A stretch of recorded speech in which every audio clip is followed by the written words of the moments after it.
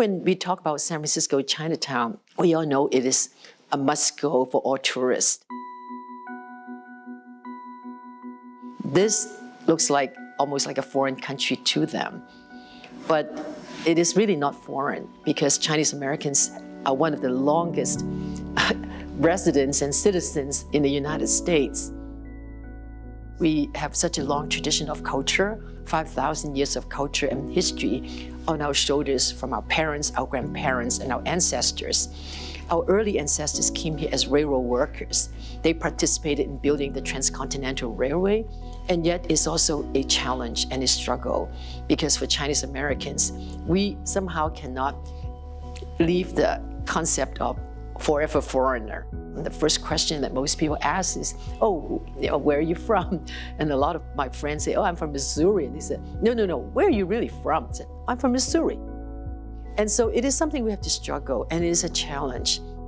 And it gives us a meaningful ground for solidarity and also helps us share our background and our history with other Americans. Good afternoon. Chinatown, San Francisco, California, thank you for coming together today. In recent weeks, the world has learned about an incredibly serious public health crisis. One of the things that happened early 2020, we saw a spike of anti-Asian hate. Our businesses were closed, and even if we were able to go anywhere near them, we would have people who would just give us sneers as we walked, down the street just because we were Asian. And it was a very strange time, and we started sensing that people were shunning Chinatown. They were not coming into Chinatown because they felt that we, as Chinese people, we are the ones who are going to be transmitting the virus to them. We felt that something has to be done. And at that time, I contacted the Chinese Six Company, and I contacted Ding Bong Li, who was then president of the Chinese Six Company. So I said, why don't we gather all the community groups and see how they felt? So we gathered at least about 20 community organizations. We felt that, then the natural course is to have a march. So our marching is going to start on my left. To tell the world and shout out to the world what are our issues.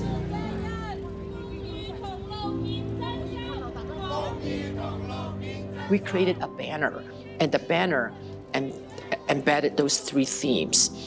Is fight racism, fight the pandemic, and support our businesses. And once we did that, we started calling people, and on the day of the march, wow, we were just surprised that 1,000 people showed up. When I was leading the whole rally, and then at the beginning I said, I don't know how many people actually behind us actually walking with us, because I said, I don't want to be the only person who's chanting, right? And then one time I look back, I cannot see the end.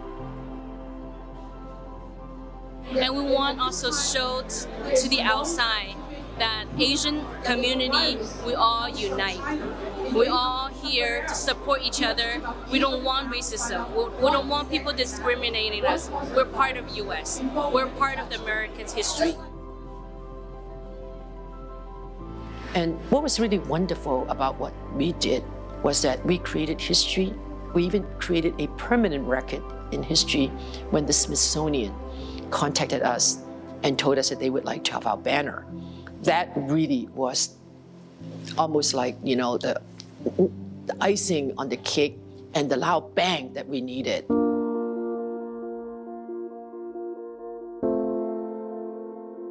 With the banner being stored at the Smithsonian for exhibition, we are telling millions of people what our history is, and we are finally melted in with one of the most important institutions in the United States, and that is the National Museum. I don't know how many people watch the congressional hearings, but I know millions more go to the Smithsonian and see the exhibits, look in the digital files, check what they have in the programs. And I'm very, very thankful and very proud that we have this moment so that the rest of the world gets to see how we weathered the storm and how resilient our community is. And this is such a great honor for Chinatown to have this donation. It makes a mark that the Chinese-American history is going to be permanently sit in the museum for the record, for generations to understand that Chinese-American here also fight for their rights, fight for justice. I am so grateful the Smithsonian History of American History. That's the most monument for Chinese Consolidated Benevolent Association. 170 years history. We never got that material to be correct by the major national museum to exhibition to the whole world. We're so grateful and so happy and so excited. This banner is a remarkable history of strength, courage, and resilience.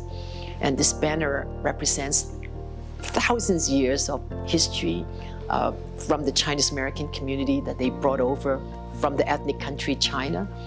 It is about unity, it's about solidarity. It is about doing something when things are the darkest, when moments are very difficult. And this is the banner that will give you hope. And the hope is that things will get better and better each day.